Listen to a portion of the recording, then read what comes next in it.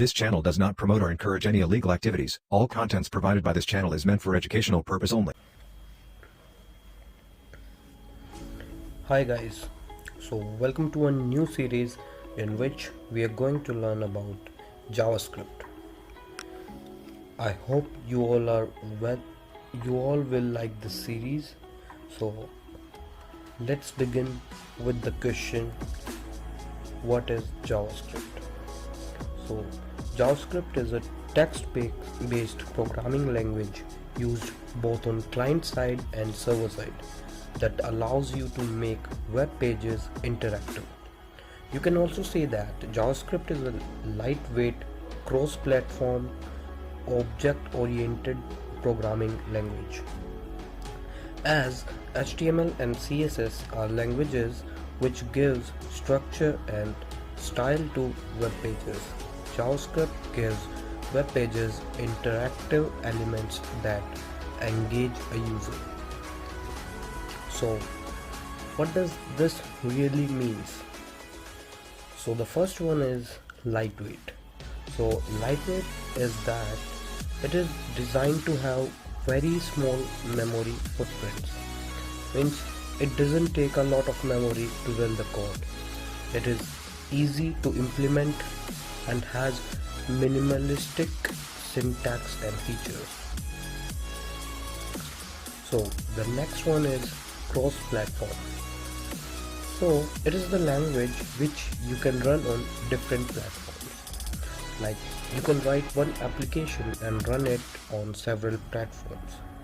So instead of having several applications in various languages, you are able to save a lot of code and expense. You can also say that it is platform independent. Now it is object oriented. Means it doesn't have classes, rather it defines behaviors using constructor function and then you reuse it using the prototype. It is based on object oriented programming concepts. So now let's talk about why we use JavaScript over other languages. So the first one is speed. Client-side JavaScript is very fast because it can run immediately within the client-side browser. It's used on the basis of simplicity because JavaScript is relatively simple to learn and implement. Now the next one is its popularity. It's used everywhere on the web and it's also used based on server load. As its client side, it reduces the demand on the website server, and also it gives the ability to create rich interfaces. So with all these advantages comes some disadvantages too. So here are some disadvantages of JavaScript. First one is client-side security. As the code executes on the user's computer, in some cases it can also be exploited for malicious purposes. And another disadvantage for JavaScript is browser support. Means it is sometimes interpreted differently by different browsers. This makes it somewhat difficult to write cross-browser code.